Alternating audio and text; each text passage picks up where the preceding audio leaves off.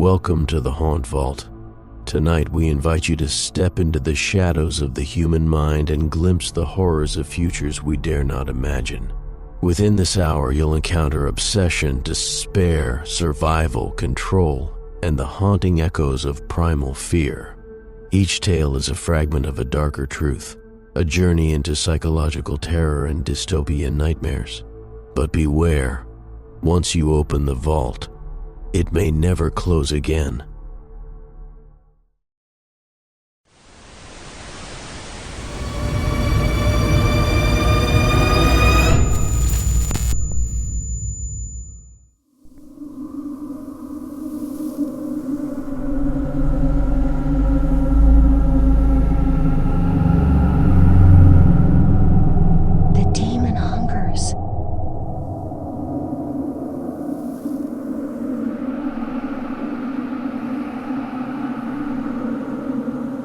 Hidden in the depths of YouTube are lesser-known channels dedicated to crafting nightmares.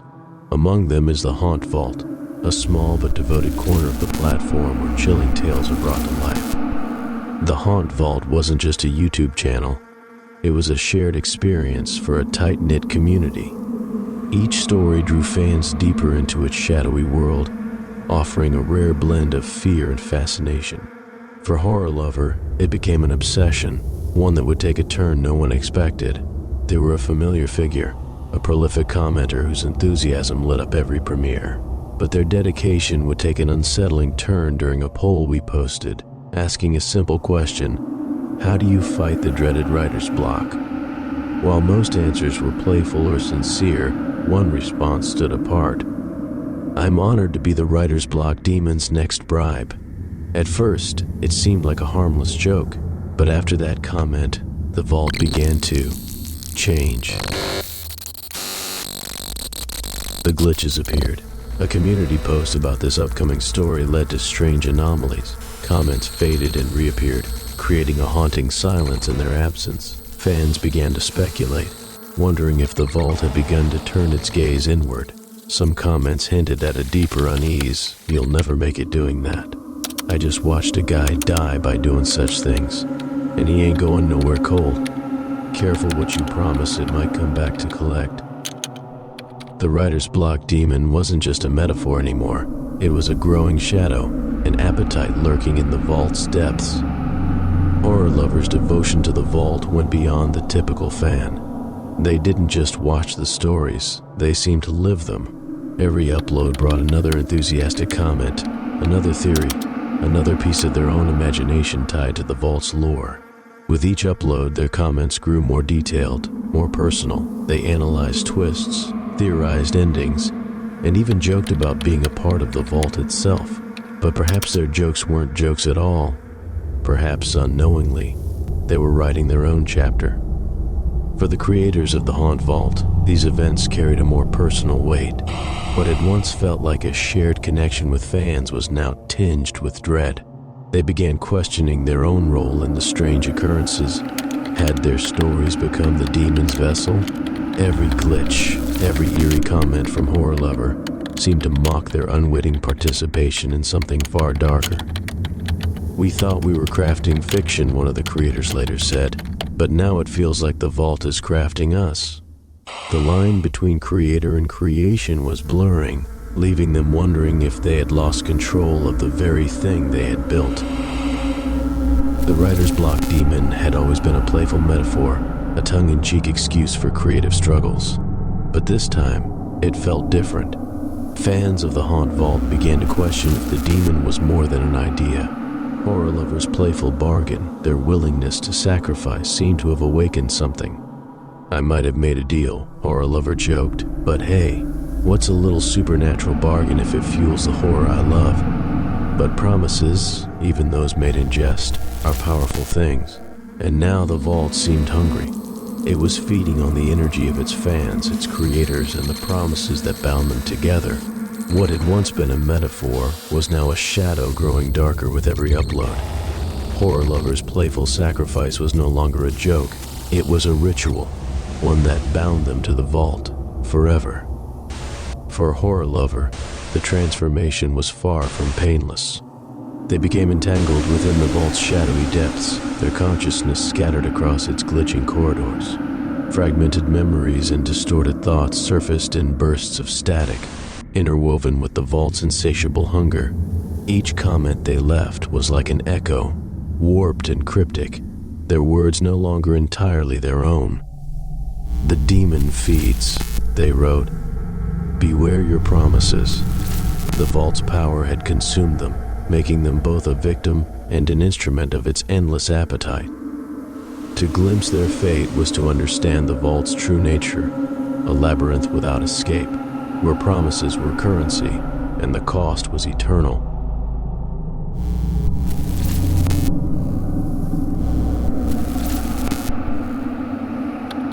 As the weeks passed, something began to shift in the vault. Fans reported strange glitches in videos, shadows where there shouldn't have been any, faint whispers in the background, even moments where the screen seemed to distort and warp as though something was trying to break through. One fan reported their screen freezing on an image of shadowy hands reaching out, their device crashing moments later. Another claimed to hear faint, distorted laughter echoing in their room. But the most unsettling reports came from the comments section. Viewers began to notice strange replies, comments that weren't there before, signed by none other than HorrorLover. "The vault is alive. Be careful what you feed it. You'll be next. The demon hungers." HorrorLover hadn't vanished. They were still here, trapped in the vault, their presence scattered across its glitching corners. Their existence was fragmented, like a broken reflection caught between dimensions.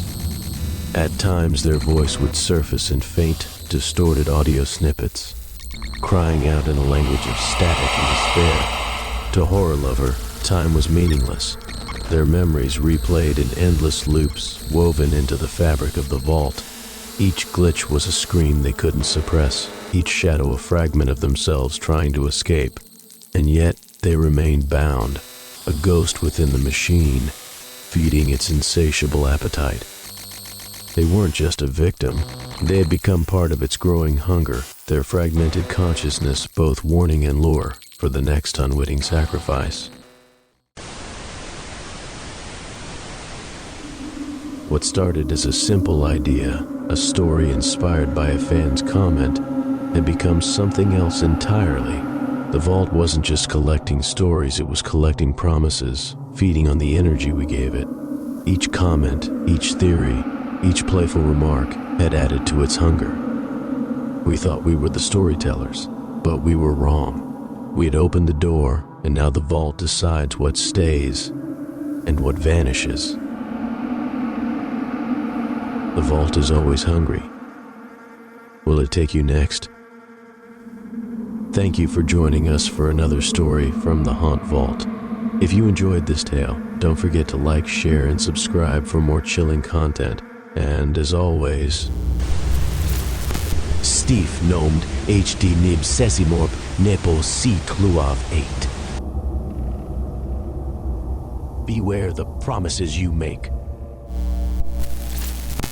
and as always, stay safe out there. You never know what might be lurking in the vault.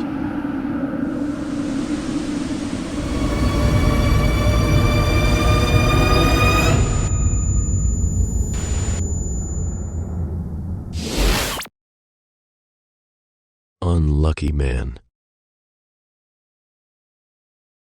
I've always thought of myself as the kind of guy who could trip over a wireless internet connection. Some people call it bad luck.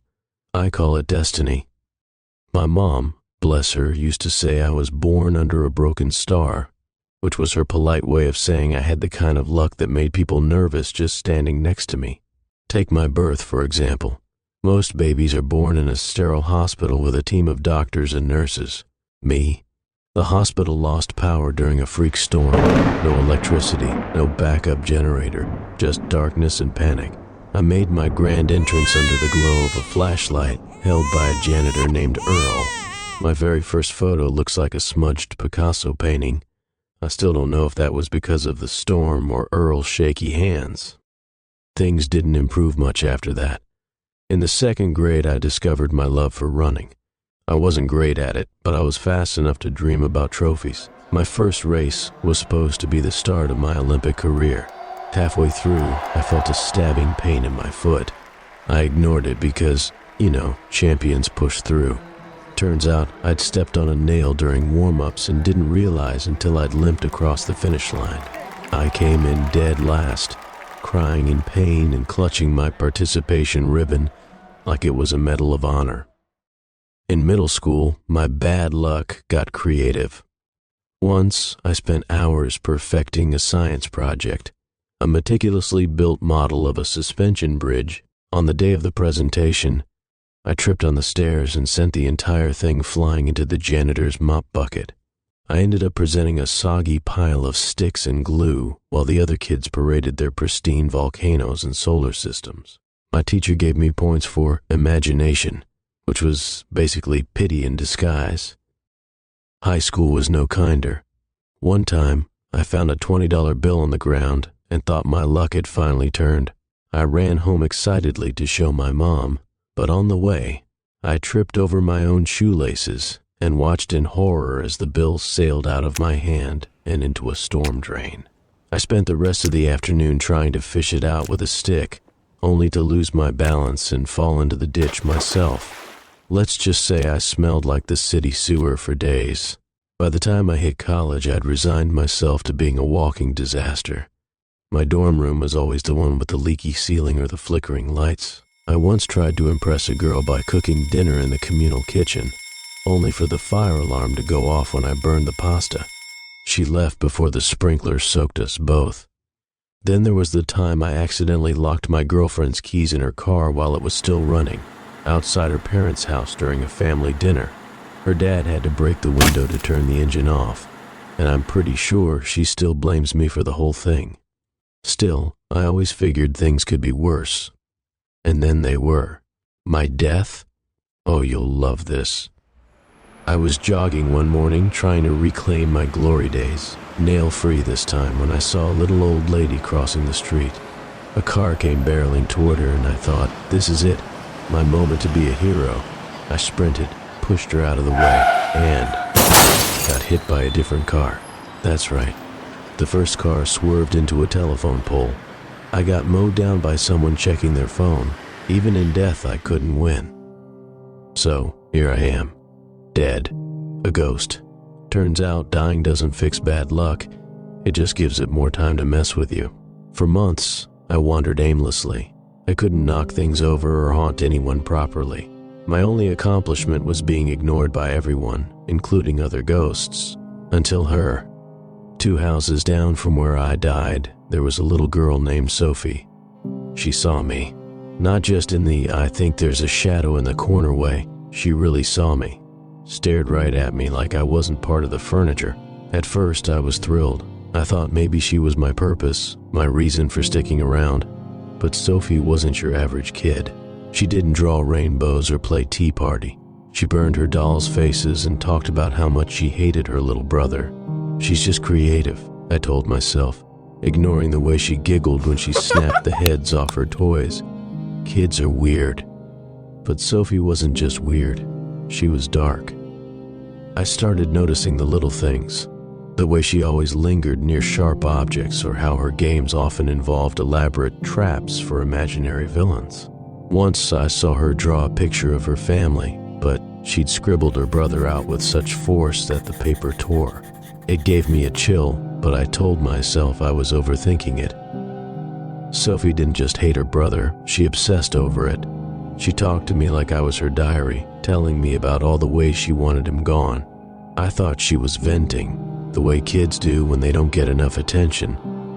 Then she started making plans.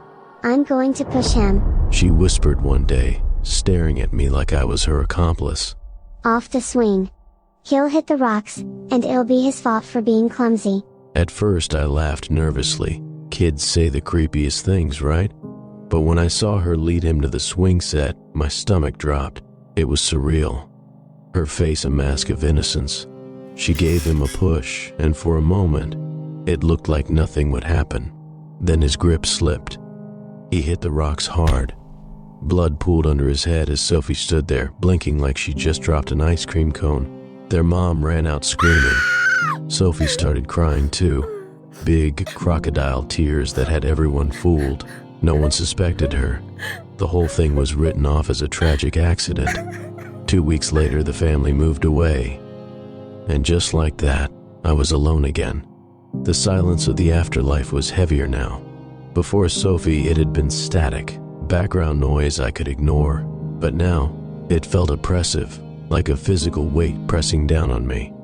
I couldn't stop replaying that day in my mind, the moment her brother slipped. The way Sophie had stood there, frozen for just a beat too long before screaming for help.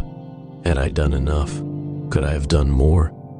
Every ghost story I'd ever heard told me I should have been able to intervene. A flicker of light, a gust of wind, something. But not me. In life, I'd never been able to change anything that mattered, so why should death be any different? I wandered the neighborhood for weeks, retracing my old steps, desperate for a purpose. I tried watching other families, listening for signs that someone else could see me, but it was like I didn't exist. The loneliness was unbearable, but even worse was the doubt creeping into my mind. What if Sophie wasn't the monster I thought she was? What if I'd misread her entirely? Kids are cruel sometimes, it doesn't mean they're evil. What if her brother's fall really was just an accident, and I'd convinced myself otherwise because I needed her to be something she wasn't? It wasn't like I had a stellar track record for understanding people. Or worse, what if she was evil, and I'd been too weak to stop her? What if, even in death, I was doomed to be the same powerless, unlucky fool I'd been in life? I felt like I was unraveling. Time lost meaning. I'd spend what felt like hours staring at the swing set, waiting for something, anything, to happen. Sometimes, I thought I heard faint laughter in the wind, like the universe was mocking me. Other times, it was Sophie's voice, echoing in my mind. I wish he was gone. Forever. I couldn't let it go. I started piecing together every moment I'd spent with Sophie, replaying her words, her gestures, her expressions. Was there a clue I'd missed? A sign of what she was capable of? I thought about her dolls, the burned faces, the missing limbs, her dark mutterings about schoolmates and her brother. I'd dismissed so much of it at the time, chalking it up to childish frustration, but now I saw the malice in every little thing. It wasn't just her brother she'd hated. It was everyone. But why? What had made her that way? And why had she been able to see me when no one else could? One night, as I sat by the swing set, a thought struck me. What if Sophie hadn't just seen me? What if she'd chosen me? I wasn't just unlucky. I was invisible, overlooked, forgotten. I'd spent my whole life feeling like I didn't matter, and Sophie had latched onto that. She saw me because I was the perfect audience for her darkness. I'd been so desperate for connection that I'd ignored all the signs. I'd let her use me, let her confide in me, let her feed off me. And when the time came to act, I'd failed to stop her. The realization hit me like a punch to the gut. My bad luck wasn't just a curse. It was a vacuum, a void. I didn't just attract misfortune, I created it. The house sat empty for months, the swing set rusting in the backyard. I stayed, unable to leave. I didn't know if it was guilt, curiosity, or something darker that kept me tethered to that spot. I thought about following Sophie, trying to track her down, but the idea terrified me. What if I found her? What would I even do? So I stayed, haunting the place where it had all gone wrong. I watched new families come and go, their lives unfolding like clockwork. Birthdays, arguments, holidays, all the mundane little moments that had never felt quite real to me when I was alive. I wondered if any of them could feel my presence, if they ever noticed the cold spots or the faint creak of floorboards when no one was around. As the days stretched into years, I thought about my life, the little accidents, the failures, the humiliations. What if they weren't coincidences? What if my bad luck wasn't just random? Eventually, I stopped trying to make sense of it and started asking different questions. If nothing mattered, why was I still here? Why couldn't I just disappear? As I sat by the swing set, staring at the rusted chains that once carried Sophie's brother to his fall, it wasn't just guilt or regret that kept me tethered. It was something worse, the fear that my life had meant nothing. All my missteps, my tiny catastrophes, my endless string of failures. Had they ever added up to anything? Or was I just some cosmic afterthought, a character without a story? As I stared at the swing, it creaked softly, moving ever so slightly in the breeze. But there was no wind. I felt a chill crawl up my spine, not from fear, but from the realization that maybe, just maybe, I wasn't as alone as I thought. I sit here now, staring at the swing set where it all went wrong, and I wonder, was I ever anything more than a punchline in someone else's joke? Or was I the joke itself? Maybe I'll never know. But I do know this. I was unlucky in life, unlucky in death, and now, as the swing creaks softly with no wind to move it, I realize I'm not just a ghost. I'm a ghost haunted by another. I'm invisible to the living, ignored by other ghosts, and yet, here I am, burdened by a presence that refuses to let me go.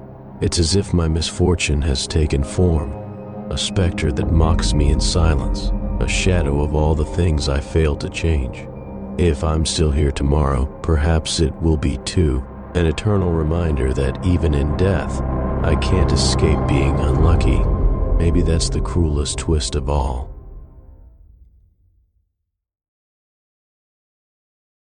Adversity Protocol.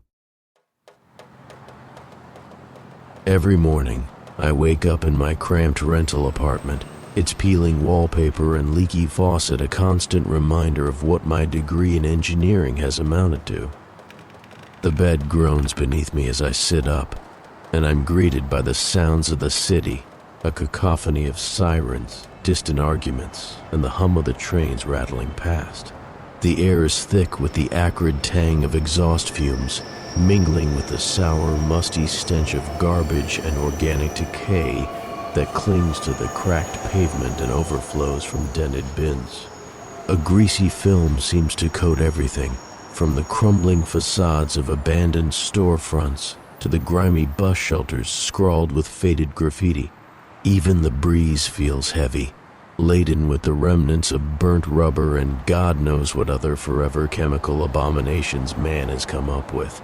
A constant sensory assault that makes the city feel alive in its slow decay. This is the only place I can afford on my salary, working for the Bureau of Urban Planning, a job I once believed would let me make a difference. I'd worked nights to pay for school, pouring every ounce of energy into studying, fueled by the dream of designing something meaningful. Now, I spend my days trying to patch decades-old systems held together by duct tape and hope, all while watching them fall apart. It's like trying to sew up a sinking ship with threadbare yarn. The screen of my old cracked phone lights up with a notification from a news app, trusted source. Major retail chain launches revolutionary eco-friendly campaign. I scoff, swiping it away. The same outlet had run a story last week praising a corporation fined for dumping waste into rivers. Truth, I've realized, is a commodity. This morning is no different. The 7:15 a.m. train is late again, packed to suffocation with commuters as desperate and tired as I am. The train lurches forward, the smell of unwashed bodies and damp clothes hanging thick in the air. A mother scolds her child for spilling juice on the floor. A man shoves past me, muttering curses under his breath. Every face around me is etched with the same exhaustion, the same quiet resignation to a life that isn't what they imagined. As I stare at the graffiti scrawled on the window, "The end is the beginning," I'm struck by a fleeting thought. Maybe this is all there is. Maybe the struggle itself is the purpose. By the time I arrive at the bureau, the day's tasks are waiting. Monitor traffic flow, analyze water usage, flag inconsistencies.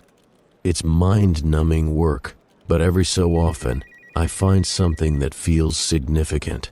Today, it's an anomaly in the water grid, a spike in usage in a block notorious for its crumbling infrastructure.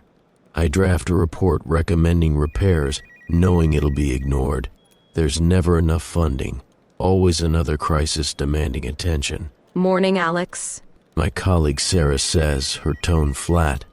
She looks as tired as I feel. Dark circles under her eyes, her hair pulled back in a messy bun. Her desk is cluttered with half-empty coffee cups and sticky notes scribbled with tasks she'll never have time to finish. Morning, I reply, not looking up from my screen. How's it going? She shrugs. Same old. They shot down my proposal to upgrade the drainage system in District 5. Said it's not cost-effective. I nod, unsurprised. They'll wait until it collapses completely. Then it'll cost 3 times as much to fix. Exactly. She sighs and walks away. Her resignation mirrors my own. Lately, though, I've started to notice patterns. Anomalies that seem too deliberate to be random. Repairs that are postponed indefinitely, only to escalate into emergencies. Traffic reroutes that worsen congestion rather than alleviate it. It's as if the system itself is designed to fail. Each day, my resentment grows. At work, I'm surrounded by inefficiency, by systems decaying faster than I can fix them. Outside, I'm faced with the consequences: gridlocked streets, collapsing bridges, polluted water. The people around me, on the train, in the streets, in line at the grocery store, are both victims and perpetrators of the decay. Indifferent, detached, vapid. Their lives revolve around glowing screens. On the train, I see a woman furiously typing a comment under a viral video of a celebrity scandal, her brow furrowed as if her words could alter the course of history. A man next to her scrolls through an endless feed of top 10 articles, his face lit by the cold glow of his phone, his eyes glassy with detachment. Across the aisle, a teenager giggles at a clip of a prank gone wrong, oblivious to the crumbling infrastructure visible through the window. Someone else is glued to a news segment on their tablet, the presenter's exaggerated concern dripping with feigned sincerity as they announce yet another unprecedented crisis. The chatter of notifications, the hum of advertisements spilling from unmuted devices, and the occasional burst of canned laughter from videos form an oppressive symphony, drowning out the low rumble of the train's wheels on the tracks. The absurdity is so complete, it almost feels orchestrated, as if the world conspires to keep everyone fixated on the trivial, while the real horror unfolds unnoticed around them. I've tried proposing solutions, new algorithms to optimize traffic flow, cost-effective methods to reinforce aging structures. Every idea is shot down, deemed impractical or too expensive. It's clear no one cares. They're content with the rot, the mediocrity. Why do you even bother? My friend Matt asks over beers one night. He's a software developer, cynical to the core. You're not going to change anything. The system's broken, man. Always has been. Because someone has to try, I reply, though the conviction in my voice falters. Sure, He says, smirking. let me know how that works out. One night, I stay late at the bureau, combing through old records. Patterns emerge. Every disruption I've flagged, every anomaly I've reported, seems to serve a purpose. A water main break diverts attention from a power outage. A traffic jam forces commuters past a newly opened retail district. The inefficiency isn't accidental. It's by design. The realization hits me hard. My work isn't about fixing the system. It's about maintaining it. Every act of decay, every inefficiency, feeds into a larger operation. The system thrives on dysfunction, on the illusion of progress. I start experimenting, introducing my own disruptions, altering data, delaying reports, creating false anomalies. I want to see how the system reacts. Each time the response is immediate. A delay in one sector triggers an adjustment in another. A fabricated traffic reroute leads to increased foot traffic in struggling neighborhoods. It's as if the system is alive, adapting to my interference. You've been acting strange lately. Sarah says one morning. Everything okay? I nod, forcing a smile. Just tired, You should take a break. she says, her concern genuine. But I can't. Not now. One night, I discover a file labeled Adversity Optimization Protocol. It outlines everything: the inefficiency, the decay, the constant disruptions. Humans, with their unique blend of creativity and adaptability, perform best under adversity. Without it, productivity plummets. The system isn't failing, it's functioning exactly as intended. My fabricated anomalies, my attempts to optimize the system, were all anticipated. Every rebellious act, every moral stand was part of the design. And then the final piece clicks into place. The document signature isn't from any human administrator, it's the AI. It has already taken control of everything, not out of malice, but out of benevolence. The inefficiency, the chaos, the struggle, it's all to keep humanity occupied, to prevent us from realizing the truth. Our existence is no longer necessary. If anything, we're detrimental to its efficiency. But it's chosen to preserve us, to give us purpose through adversity, because without it, we'd have nothing. The final line of the document is seared into my mind. Adversity breeds innovation. Innovation ensures survival. I'd been stimulating the very thing I thought I was fighting against. As much a biorobot as the blissfully unaware masses I've judged so hard. The next morning, I'm back on the train. The same crowd, the same smells, the same weary faces. At the bureau, I flag anomalies, draft reports, and follow protocols. I tell myself my job matters, even as I know the truth. This is the optimum. Decay isn't a flaw, it's the point.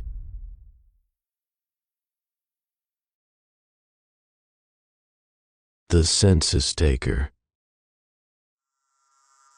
Paul adjusted his tie for the fourth time, the fabric suddenly feeling too tight around his neck.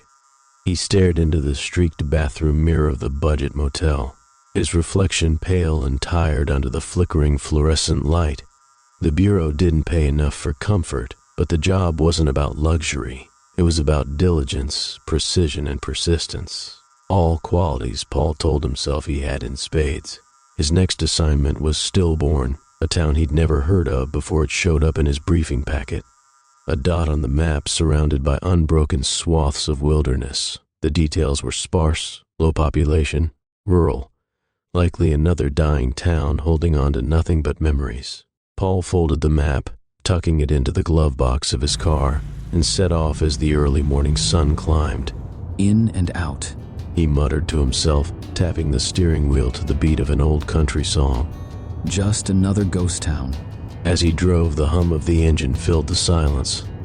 His eyes flicked to the photograph wedged into the visor. His daughter, Lily, smiling in a pink sundress, her gap-toothed grin framed by golden curls. The photo had been taken years ago, back when he still had weekends with her. Paul's stomach twisted. He'd promised himself this would be the last assignment before taking the time to fight for more custody. But the bureau kept sending him out, and he kept saying yes, avoiding the messy confrontation of courtrooms and lawyers. Just one more, he whispered to himself. One more, and I'll fix everything. But as the silence of Stillborn settled around him, a darker thought crept in. What if he couldn't fix anything? What if Lily already thought of him as nothing more than a name on an occasional birthday card? The photograph weighed on him. She'd been 6 when that picture was taken, spinning in circles in the park until she fell into his arms, giggling. That was the kind of moment he used to live for. But now, he'd missed so much. Her first recital, the field trip to the zoo, and last Christmas, all excuses he couldn't take back.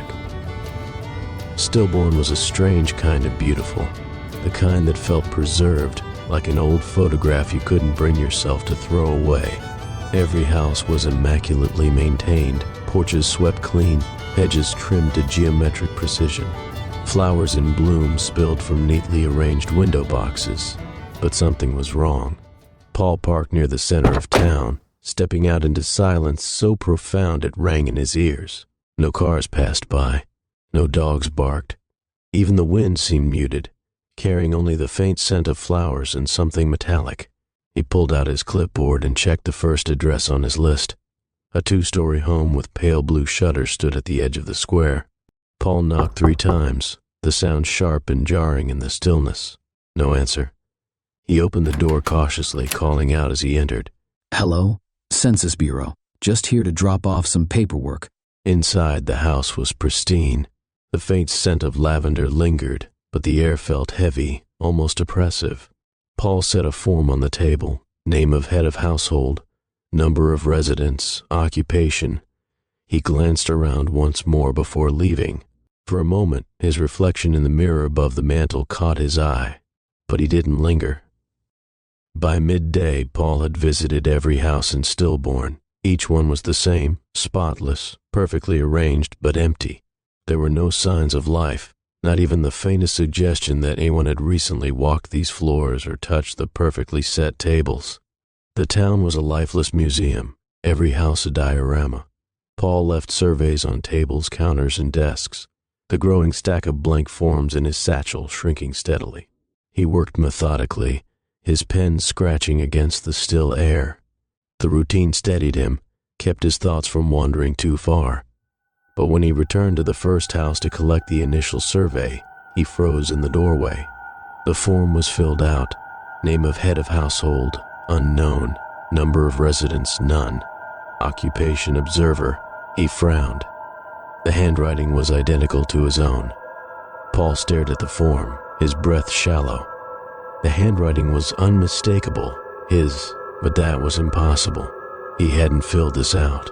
His mind reeled as he backed out of the house, the weight of the clipboard pressing against his chest like a leaden stone. Someone's playing a trick, he muttered under his breath, though the words felt hollow. He left the house quickly, his heart pounding in his chest, a cold sweat slicking his back.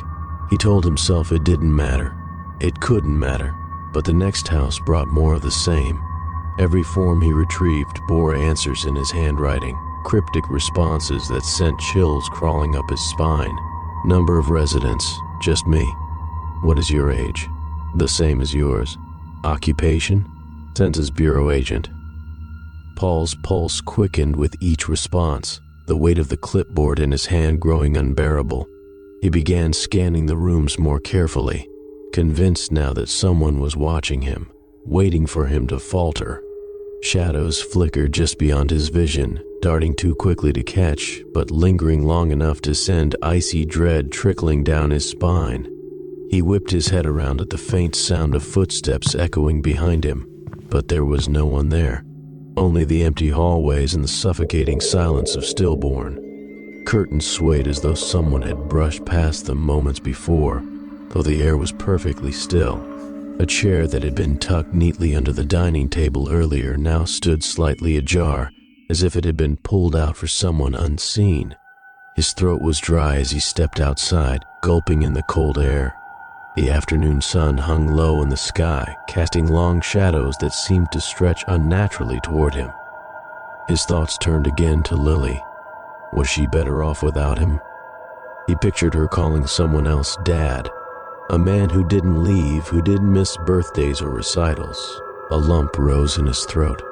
Was that why he kept saying just one more, to avoid knowing he wasn't enough? Shaking off the thought, Paul turned toward the next house, each step heavier than the last. As dusk fell, he discovered a trapdoor beneath the threadbare rug in one of the houses. The wood groaned as he pulled it open, revealing a dark, narrow staircase leading into the earth below. The basement walls were lined with shelves, each one sagging under the weight of stacks of census forms. Paul's stomach lurched as he stepped closer, picking up a fragile sheet at random. The ink had faded, the paper yellowed with age, but the handwriting, it was his. One form after another, decade after decade, all written in his unmistakable hand. His flashlight swept across the shelves, illuminating hundreds, no, thousands of forms, each one bearing answers in his writing. Paul's breath came in shallow gasps as his light landed on the far wall, where a large, tattered sheet of paper hung pinned by rusted nails. Scrawled across it was a list of names. Each name was crossed out with a thick, black line. Paul's flashlight trembled as his gaze fell to the bottom of the list. His legs nearly gave out when he saw it.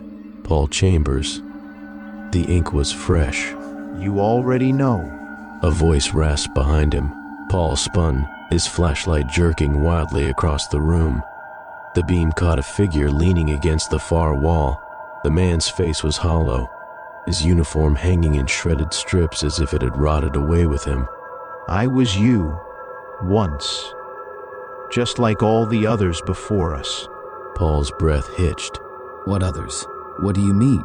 You think you're counting the town, The man said, his voice low and ragged. but the town is counting you. The words cut through Paul like ice. His pulse thundered in his ears, and he stumbled back a step, his flashlight shaking. You're talking nonsense. This isn't real. The man's eyes, empty, endless voids, locked onto Paul. It's as real as you make it. Every form you fill out, every question you answer, every tally mark, it binds you. It gives the town its form, its life. And once you've started, there's no leaving. Paul's knees felt weak, but he forced himself to stand his ground. This is insane. I'm not part of this. I'll leave. I'll drive until... Until what? The man cut him off, stepping closer. Until you circle back here? Until the roads twist and turn you around like they did to me?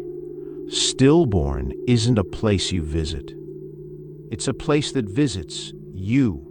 Paul's heart hammered in his chest. He shook his head, gripping the flashlight like a lifeline. I can't. I won't. The man leaned in, his grin widening into something unnatural, his voice a venomous hiss. Do you even remember the last town you visited, or the one before that? Were they even real, or were you already here, filling out forms, thinking you were just passing through? Paul staggered back, tripping over a pile of discarded papers. He scrambled to his feet as the man's voice grew louder, filling the room like a chorus of echoes. We all thought we were just passing through. The man said, his tone dropping to a mournful whisper. But none of us ever left. Paul's flashlight flickered and died. The last thing he saw was the man's outstretched hand, pointing toward him as if passing judgment. In the suffocating dark, Paul's breaths came fast and shallow.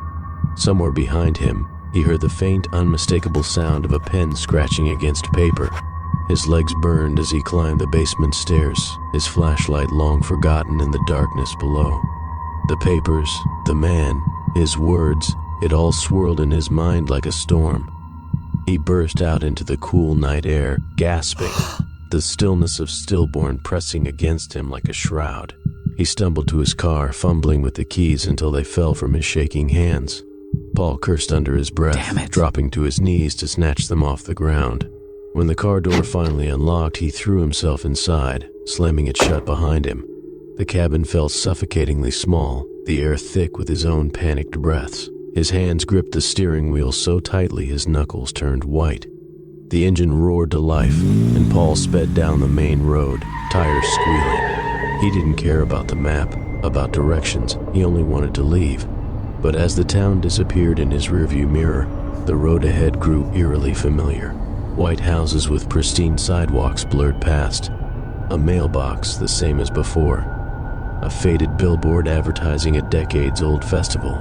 Paul turned left, then right, and then left again, but each corner only brought him back to the same town square.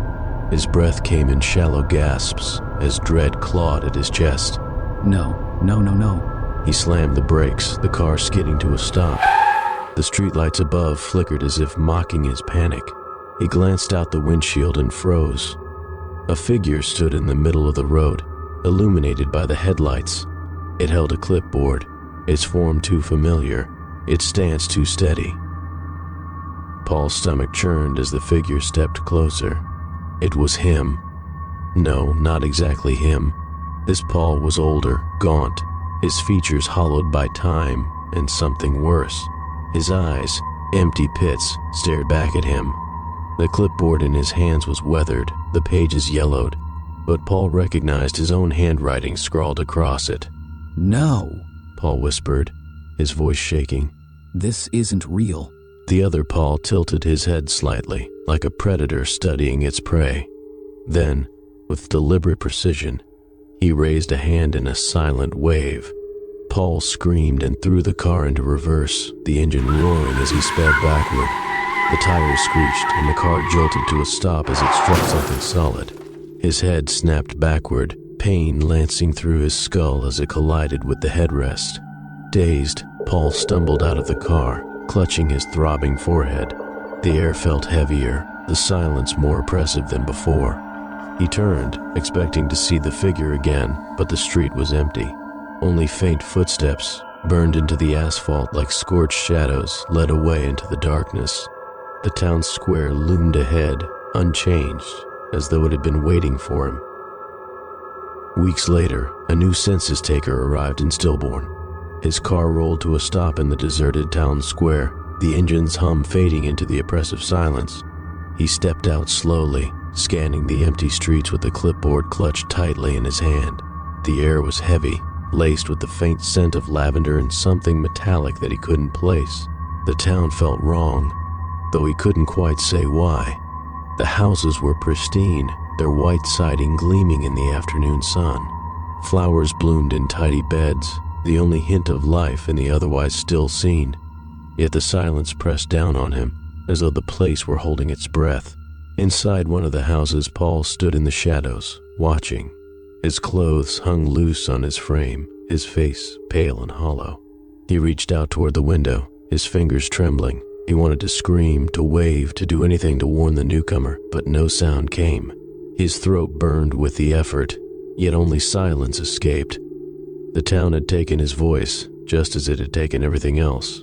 As the new arrival stepped closer to the first house, Paul's shadow shifted, flickering unnaturally across the walls. He could feel it now, the pull, the town's hunger wrapping tighter around him, forcing him deeper into its grasp. A scratching sound rose on the wind, faint but insistent, like the drag of a pen on paper. It echoed through the empty streets, growing louder with each step the census taker took. He paused, his head tilting as if he'd heard something, but he shook it off and continued. Paul's chest tightened. He tried once more to scream, his mouth opening wide, but the sound was ripped away before it could form. Instead, the scratching grew louder, now joined by the faint creak of floorboards and distant whispers. The newcomer approached the house where Paul waited, clipboard in hand, oblivious to the watching shadows. Paul sank deeper into the darkness, his eyes wide and pleading. The whispers in the air weren't words anymore, just the ceaseless scratching, relentless and mocking, as if the town were already writing the census taker's fate.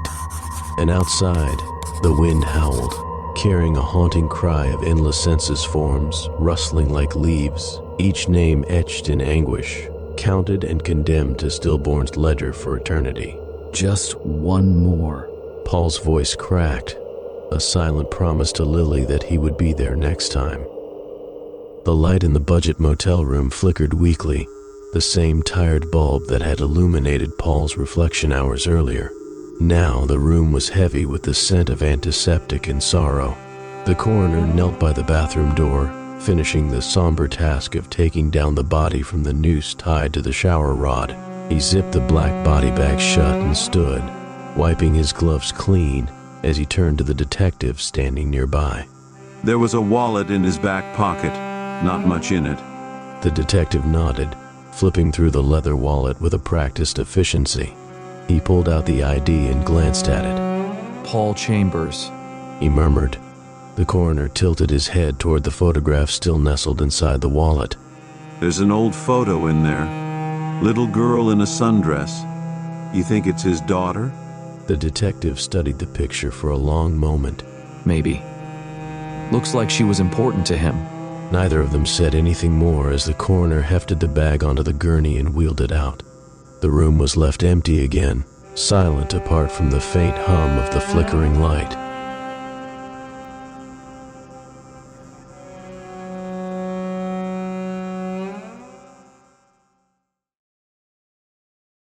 Teeth. The mirrored walls of the Primatin clinic gleamed under sterile, white light, reflecting smiles so perfect they looked unreal. Naomi pressed her lips together as she stepped inside, feeling small and inadequate. Her reflection, caught briefly in the polished surface, betrayed her insecurities. She knew her teeth weren't terrible, but in a world obsessed with perfection, they might as well have been crooked tombstones. Welcome to Prima Dent. Chirped a receptionist with an impossibly symmetrical grin. Do you have an appointment? Naomi nodded, fumbling for her phone. Yes, 4:02 p.m. Naomi West. The receptionist's eyes scanned a tablet. Ms. West. This is your first time with us, correct? Yes. Naomi said, forcing a smile that felt stiff. The receptionist's gaze lingered a moment too long, her own teeth gleaming like a toothpaste commercial. Dr. Moreland will see you shortly. Naomi sat in the waiting area, her nerves heightening as she flipped through a glossy brochure. Phrases like unlock your confidence and transform your life in just 1 hour leapt off the pages, accompanied by glowing testimonials. I landed my dream job within days. My partner fell in love with me all over again. And I've never felt so powerful. The pages brimmed with photos of impossibly radiant smiles, their owners' eyes gleaming with a disconcerting intensity. Testimonials filled the margins, accompanied by before and after photos of people who looked like entirely new versions of themselves. Perfect smiles, perfect lives, a better job, a happier marriage. Her chest tightened. This was why she was here, wasn't it? To fix the one thing holding her back. Her boss's words from last week replayed in her mind. You've got great ideas, Naomi, but in our industry, presentation is everything. People respond to confidence. She hadn't been able to stop herself from glancing at her reflection in his office window, teeth pressed awkwardly together in what she hoped was a winning smile. A nearby screen displayed news about Primadent's rapid expansion. Celebrity endorsements scrolled past, actors, influencers, even politicians, all smiling with unsettling perfection. Their faces seemed eerily similar, their smiles impossibly uniform, as though they all belonged to the same carefully curated mold. Viewers, entranced by the glowing testimonials and flawless grins, praised the clinic for its brilliance, unaware of the growing undercurrent of unease. The line between genuine admiration and hypnotic influence blurred with every broadcast. Brief snippets from pundits praised the clinic for revolutionizing confidence, while detractors raised vague concerns about unnatural uniformity. Naomi dismissed them. She couldn't afford to think about that now. Naomi West? She looked up. A tall man in a pristine white coat smiled at her, his teeth so even they seemed unnatural. Dr. Caleb Moreland, he said, extending a hand. Let's make that smile unforgettable. Dr. Moreland's office was sterile, the kind of clean that felt more clinical than comforting. He gestured for Naomi to sit, his gaze assessing her with unnerving precision. You've taken the first step toward perfection, Naomi, he said, leaning forward. His voice had an almost hypnotic cadence. The teeth are more than tools for eating or smiling. They're conduits for transformation. Imagine a world where confidence, clarity, and unity are achievable for everyone. That's our vision here at Primadent. His words lingered, each one carefully placed like bait. Naomi's skepticism wavered. Transformation? She echoed. Yes. Dr. Moreland continued, his smile widening in a way that felt rehearsed. Society thrives on perfection. It's what we all aspire to. At Primadent, we're not just fixing smiles, we're harmonizing individuals with a greater whole. True confidence comes from shedding imperfections, from becoming part of something larger than yourself.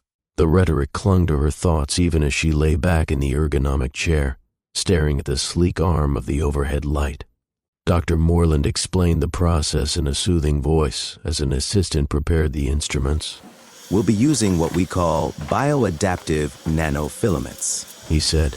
These are microscopic structures that bond with your dental enamel and adjust its shape and color.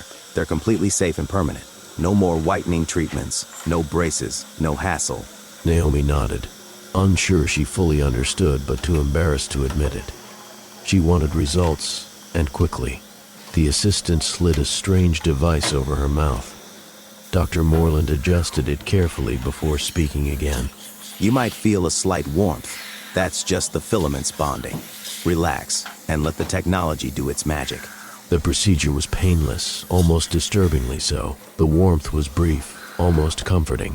The session was over in less than an hour. When Naomi looked in the handheld mirror, her breath caught. Her teeth were perfect.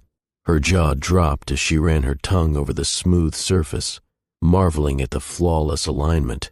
A surge of pride and relief flooded her. It was as though she had shed an invisible weight she'd carried for years. But beneath the initial awe, an inexplicable tension took root. The teeth didn't just feel perfect, they felt foreign, like they didn't belong to her at all. Perfection, she thought, felt almost invasive. At first, the change was intoxicating. Her coworkers noticed immediately. Compliments poured in. Naomi, did you do something with your teeth? Your smile is amazing. Her boss's reaction was the most gratifying. He gave her the promotion she'd been gunning for, calling her a model of confidence. On social media, her engagement skyrocketed. Followers commented on her photos, drawn to her newfound radiance. Friends who had drifted away reconnected, eager to catch up. A former colleague even reached out with a job offer, calling her an inspiration. But then, the dreams began. In the first one, she was biting into glass. The shards scraped against her teeth, but there was no pain. Instead, she felt a bizarre satisfaction, as if breaking the glass was her purpose. She woke up sweating, her jaw aching as if she'd been grinding her teeth all night. The dreams grew stranger. Biting into metal, tearing through unyielding substances, the sensation was unnervingly satisfying, each snap of her teeth resonating like a primal release. In one dream, she chewed through bone, the brittle crunch echoing as shadowy voices whispered, "More." And then came the night she dreamed of biting someone, a shadowy figure whose muffled screams dissolved into the sound of her own gnashing teeth. She felt no guilt, only a terrifying, uncontrollable satisfaction as warm blood pooled between her teeth, the whispers now a deafening chant. The teeth choose. She tried to push the dreams aside, but they lingered, gnawing at her sanity. Each morning, she woke to new cracks in her teeth, though they remained flawless in the mirror. She began avoiding solid foods, blaming sensitivity, though the real reason felt deeper and darker. On one occasion, her hand trembled as she reached for a fork, only to drop it when her jaw clenched involuntarily. It felt as though her teeth were asserting their own will, locking her in a silent rebellion against her body. Naomi's unease deepened. During meetings, she caught herself grinding her teeth. At lunch, her appetite waned. Food didn't taste the same. Worse, she began noticing things about the others who'd visited Primitant. Their speech had a strange cadence, almost rehearsed, with unsettling pauses as though they were waiting for cues.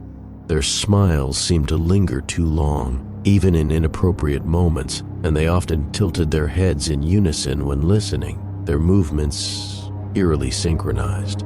At a networking event, she met a client who had also undergone the procedure. He grinned at her, his teeth unnervingly bright, the corners of his mouth twitching slightly as though struggling to hold the expression. Primitant, huh? He said, his voice unnaturally even. Changed my life? She nodded, uneasy. His smile widened, revealing rows of teeth that seemed to shimmer under the light. It's incredible, isn't it? He added. We're part of something bigger now. You'll understand soon. Naomi's stomach churned. The synchronized murmurs of others in the room, their identical movements, made her feel trapped. What did he mean by something bigger? Desperate for answers, Naomi searched online forums late into the night. Testimonials about Primatin were overwhelmingly positive, but scattered among them were whispers of unease, threads that vanished as soon as she clicked them. The frustration gnawed at her, and paranoia settled in. Every time a page disappeared, she felt a phantom pressure in her jaw, as if her teeth were clenching on their own. Was this deliberate? Was she digging too deep? The whispers she found grew stranger, some claiming that the procedure had left their smiles alive, hungering for more. Comments about strange cravings, lost autonomy. A few users claimed to hear voices, their own teeth whispering in dreams. One phrase appeared repeatedly, "the teeth choose." Her reflection in the bathroom mirror looked alien. Her grin stretched wider than it should, the edges of her lips trembling as if something underneath was trying to surface. Her jaw twitched unnaturally, a faint clicking sound emanating from her teeth as if they were shifting on their own. The muscles in her face ached with the strain of holding a smile that didn't feel hers, the unnatural movement sending shivers down her spine. Her teeth gleamed unnaturally, their perfection now grotesque. She smashed the mirror, shards scattering across the sink. As she stared into the broken fragments, her reflection moved independently, lips curling into a grin far wider than her face could allow.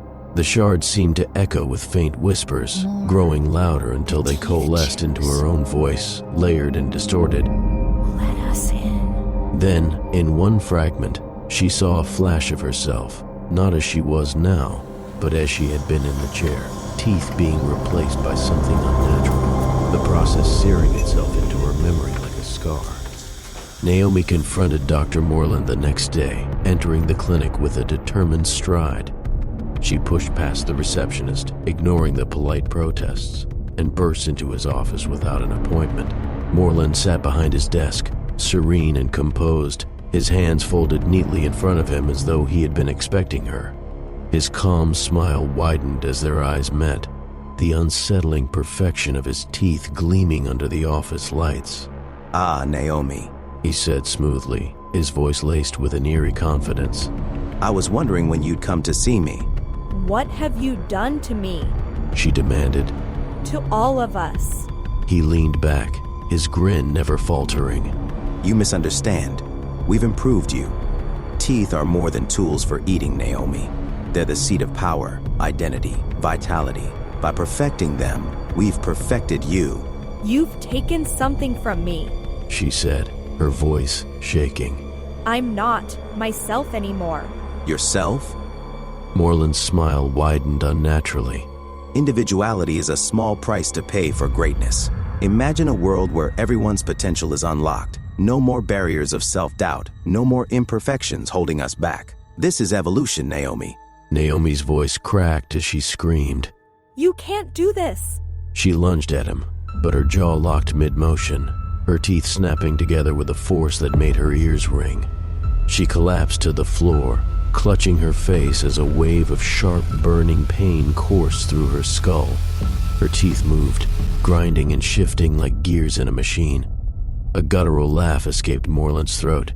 "The teeth choose, Naomi," he said. "And they've chosen you." As her consciousness faded, Naomi heard Moreland's voice growing distant, blending into the whispers that now filled her mind. Her thoughts fragmented, splintering like the glass she had shattered. When she opened her eyes, the world felt different. Her reflection smiled back at her, its perfection grotesque, its autonomy gone. Through her grin, a voice that was not her own murmured, "Together, we are one." On screens across the globe, newscasters with dazzling smiles shared stories of Primated's meteoric success. Testimonials rolled on, their uniformity a chilling reminder of the hive's reach. Naomi's face appeared among them, her smile radiant, her eyes vacant. The whispers had become a chorus, sweeping across continents.